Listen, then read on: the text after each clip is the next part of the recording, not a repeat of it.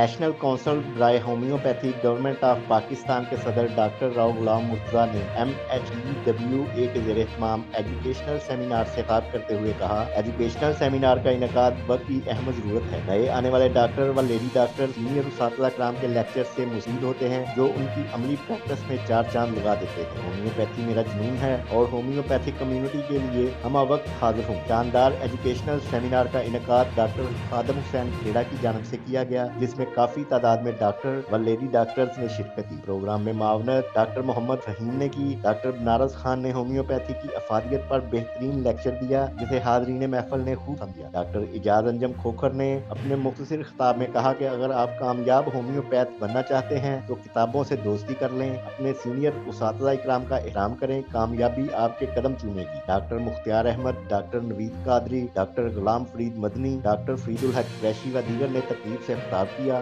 اور ڈاکٹر خادم حسین کھیڑا کو کامیاب ایجوکیشنل سیمینار منعقد کروانے پر مبارکباد پیش کی۔